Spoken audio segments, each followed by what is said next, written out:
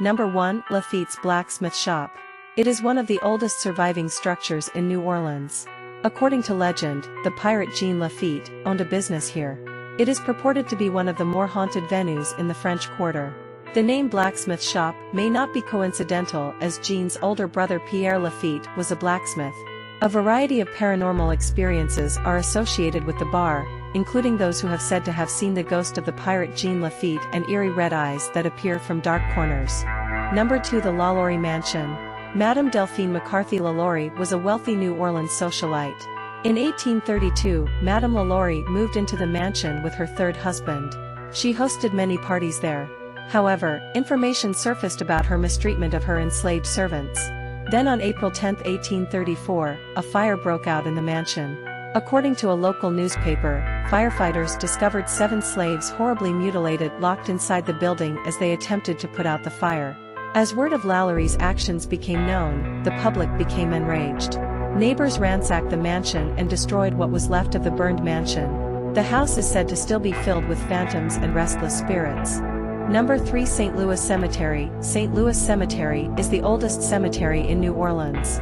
It was opened in 1789, replacing the city's older St. Peter's Cemetery.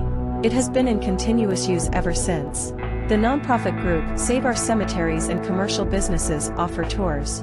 The cemetery spans 1 square block, but is the resting place of thousands. Often referred to as the City of the Dead, the cemetery is known for its graves that sit above the ground in a state of disintegration and is known as one of the most haunted spots in the city. Number 4. The Beauregard Keys House.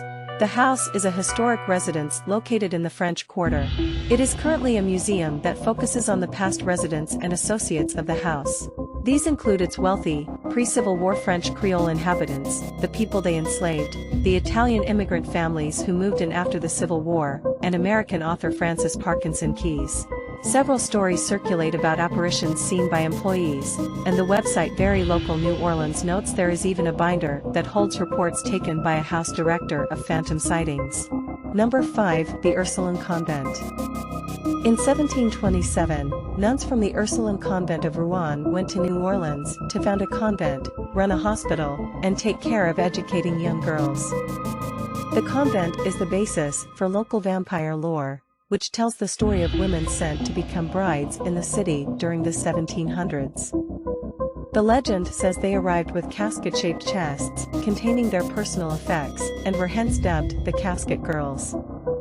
When they were married off, their chests they had left behind were opened, but nothing was found inside. It was believed that they had brought with them a vampire who descended on the city.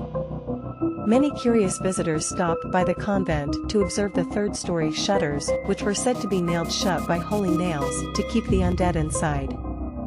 Number 6. The Saint Germain House. While the Comte de Saint Germain is known by historians to be a man who lived in the 1700s, local lore knows him as New Orleans' very own resident vampire. It is said he reappeared in the early 1900s under a different name and title, but still very much the same in appearance and personality. While details vary, reports of seeing the Comte still walking the earth abound, and this popular destination fills people with fear and wonder as they gaze at the dwelling of the undead. Number 7. The Sultan's Palace. The story begins back in 1836, when a luxurious home was built on the corner of Dauphine Street and Orleans Avenue. A Turkish man, claiming to be a sultan, bought the mansion. It is said that the sultan moved in with a large group of men, women, and children who threw extravagant private parties. The legend tells of a massacre which saw everyone living there killed horribly, and one man buried alive. While the story has been deemed a terrifying myth, it has solidified this spot as a haunted destination and still boasts some odd paranormal activity in the form of moved or missing objects. Number 8. The Jemani Bar. In 1973 the bar was firebombed, and 32 souls were lost. Patrons of the Jemani Bar often tell of whispers from nobody, inexplicable icy chills, and faint smells of burning hair and charred flesh.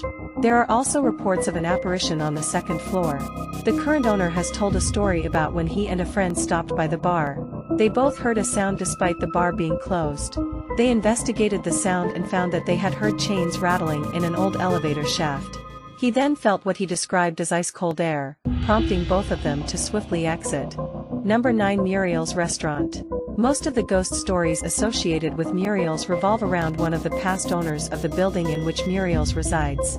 Pierre-Antoine Leparty Jordan bought the property after it was damaged in the 1788 Good Friday fire and set forth restoring the home. Jordan spent the rest of his life in his grand home as it was one of New Orleans' finest. Thus, many believe it is Jordan himself who is haunting Muriel's today. Some have even claimed to have communicated with the ghost of Jordan, with the ghost telling them that it is indeed Jordan himself, still haunting the restaurant. Number 10 Pirates Alley.